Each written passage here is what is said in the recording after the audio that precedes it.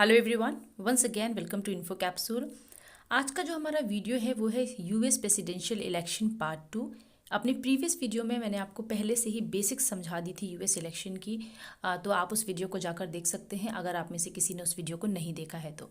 चलिए इस वीडियो में हम बात करते हैं पॉलिटिकल पार्टीज़ की जो कि यूएस में है। तो यूएस में दो तरह की पॉलिटिकल पार्टीज़ हैं जो कि मेजर है, मींस मेन है। बाकी छोटी मोटी कई सारी पार्टीज़ हैं, लेकिन जो मेन पॉलिटिकल पार्टीज़ है वो मैंने आपको प्रीवियस वीडियो में भी बताया था कि दो हैं। पहली है आपकी रिपब्लिकन, दूसरी है आपकी डेमोक्रेटिक।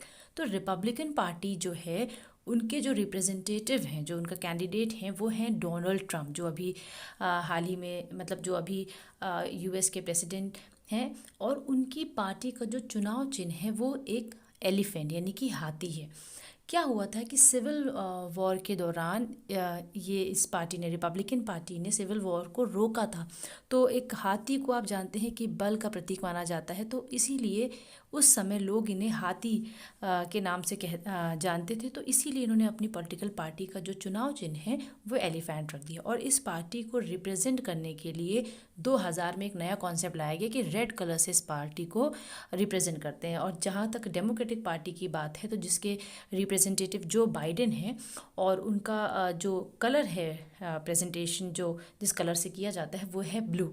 ठीक है। और इनकी पार्टी का चुनाव चिन्ह डोंकी यानी कि गधा है। जी हाँ, गधा सुनने में बहुत अजीब लग रहा होगा। देखिए असल में क्या था कि कुछ समय पहले जब ये पार्टी थी तो लोग इन्हें, ये हार गए थे तो इनको लोग गधा कह के टीज करते थे। तो इन्होंने क्या किया कि उसे अपनी चुनाव का ही चिन्ह बना लिया ताकि लोग जब जितना बोलेंगे उतना ज़्यादा इनका जो है आप कह सकते हैं ऐड होगा, उतना ज़्यादा लोग इनके बारे में जानेंगे। तो इस तरह की कुछ नीति को अपनाते हुए इन्होंने गधे को ही अपना चुनाव चिन्ह बना लिया है। कल आगे बात करते हैं। देखिए जो रिपब्लिकन पार्टी है उसका जो कॉन्सेप्ट है वो कॉन्सेप्ट कुछ इस तरह से है कि ये लोग फोकस करते हैं टैक्स को कम करने पर और अलाउंस जो है वो ये बढ़ाना चाहते हैं। इसके साथ ही साथ ट्रंप का जो फोकस है वो ये है कि वीज़ा को कम किया जाए, जो अमेरिकन्स हैं उनको पहले हम अपॉर्चुनिटीज़ दें, ना कि जो बाहर से लोग आ रहे हैं अमेरिका में जॉब वगैरह के लिए उनको।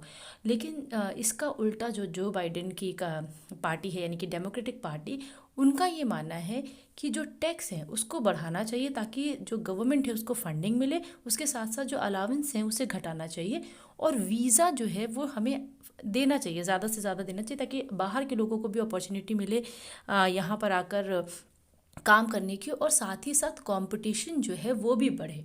ठीक है। तो इस तरह का कॉन्सेप्ट के साथ ये दोनों पार्टीज़ आगे बढ़ रही हैं। देखिए क्या है कि रिपब्लिकन पार्टी की अगर बात करें तो इस वक्त अभी का जो सिनारियो है, क्योंककि आप जानते हैं इंडिया और चाइना में तनातनी चल रही है, तो और साथ ही साथ जो अमेरिका है उसमें उसका और चाइना में भी तनातनी चली। तो इंडिया और चाइना जो तनातनी है उसमें ट्रंप का इन्वॉल्वमेंट भी कहीं ना कहीं हो रहा है। तो इंडिया के लिए अच्छा होगा अगर डोनाल्ड ट्रंप इलेक्शन में या सत्ता में फिर से आते हैं, लेकिन खैर ये तो बात की बात है।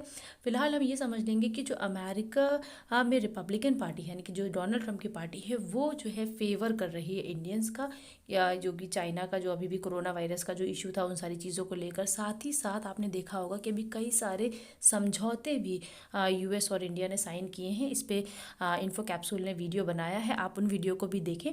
कॉमकासा है, बीईसीए है, इसके साथ लेमुआ, ये जो समझौते सारे हुए काफ़ी अच्छे से एक्सप्लेन किया गया है, आप उस वीडियो को देख सकते हैं।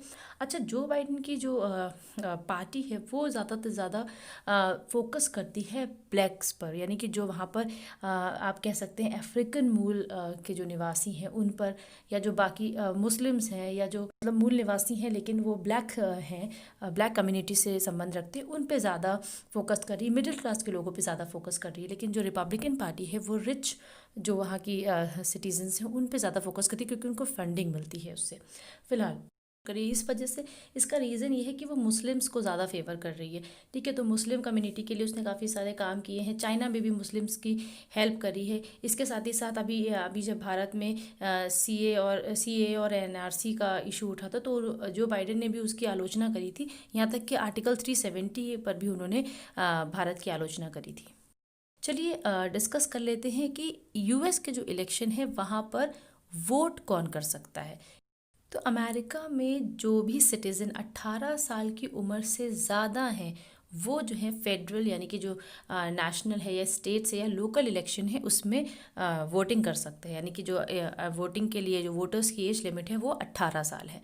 अब बात करते हैं हम कि क्या क्या रिक्वायरमेंट्स होती हैं अगर कोई फेडरल ऑफिस को की में किसी पोजीशन को होल्ड करना चाहता है। यानी कि जो भी रिक्वायरमेंट्स हैं टू होल्ड फेडरल ऑफिस, उसकी बात कर लेते हैं। तो देखिए, प्रेसिडेंट हो या फिर वाइस प्रेसिडेंट हो, दोनों के लिए जो एज लिमिट है वो मिनिमम 35 ईयर्स की है।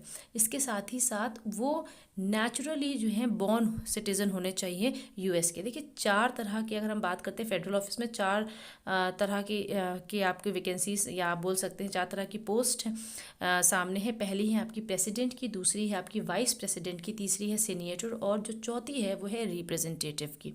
तो प्रेसिडेंट और वाइस प्रेसिडेंट में जो एज लिमिट है वो मिनिमम 35 ईयर्स है। उसके साथ ही साथ इन दोनों को ही नेचुरल बॉर्न यूएस सिटीज़न होना चाहिए, यानी कि वो जन्म से ही यूएस के सिटीज़न हो। इसके साथ ही साथ कम से कम इलेक्शन होने से पहले वो 14 साल अमेरिका में रह चुके हों। तो ये शर्तें हैं कुछ यूएस में प्रेसिडेंट वाइस प्रेसिडेंट बनने के लिए। उसके साथ ही साथ अगर हम सीनेटर की बात करें तो उसके लिए जो आयु सीमा है वो 30 साल है। उसके साथ ही साथ 9 साल में कम से कम, मतलब यूएस का सिटीजनशिप उसको मिला हो, 9 साल रहा हो वहाँ पर और उसी स्टेट में रहा हो जहाँ से वो इस चीज़ का इलेक्शन लड़ रहा है। इसके साथ ही साथ जो रिप्रेजेंटेटिव है उनके लिए जो आयु सीमा है वो 25 साल है और साथ ही साथ 7 साल यानी 7 ईयर्स की उनकी सिटीजनशिप होनी चाहिए यूएस की और उसी स्टेट में रहने चाहिए जहाँ के लिए वो इलेक्शन लड़ रहे हैं। ठीक है, तो ये सारा क्राइटेरिया है अगर कोई भी किसी भी तरीके की फेडरल ऑफिस में अगर कोई पोस्ट जो है वो होल्ड करना चाहता है तो उसके लिए ये क्राइटेरिया है। चलिए नेक्स्ट हेडिंग पे बढ़ते हैं। हमारी जो नेक्स्ट पॉइंट है वो ये है कि एक इंसान, अगर कोई इंसान प्रेसिडेंट के लिए इलेक्शन लड़ता है और प्रेसिडेंट बनता है तो वो कितनी बार और प्रेसिडेंट बन सकता है, यानी how many times can a person be a president in US. तो देखिए, यूएस का प्रेसिडेंटशिप को समझने के लिए थोड़ा सा हमें हिस्ट्री समझनी होगी। 1841 में विलियम हैरिसन, जो कि वहाँ के यानी कि यूएस के प्रेसिडेंट थे, जब उनकी मृत्यु हो गई तो वाइस प्रेसिडेंट जॉन टाइलर को प्रेसिडेंट की पोस्ट पे बैठा दिया गया। उन्होंने ही इस बात पे फोर्स किया कि उन्हें एज अ प्रेसिडेंट ट्रीट किया जाए, मतलब उन्हें एक्टिंग प्रेसिडेंट ना मानते हुए उन्हें प्रेसिडेंट की तरह ट्रीट किया जाए। इसके बाद क्या हुआ कि ये रूल बन गया, यानी कि कॉन्स्टिट्यूशन में हालांकि पहले ऐसा कुछ मेंशन नहीं था, लेकिन उसके बाद ये रूल बन गया कि अगर प्रेसिडेंट की डेथ होती है तो वाइस प्रेसिडेंट ही पावर में आएगा, यानी वो प्रेसिडेंट बनेगा, लेकिन कोई भी री इलेक्शन नहीं होगा। री इलेक्शन का कोई भी प्रावधान यूएस में नहीं है। ठीक है, इसके अलावा अगर हम बात करें तो जॉर्ज वॉशिंगटन जब सत्ता में थे, यानी कि 4 मार्च 1789 में जब वो प्रेसिडेंट थे तो वो काफ़ी ज़्यादा फेमस हुए थे।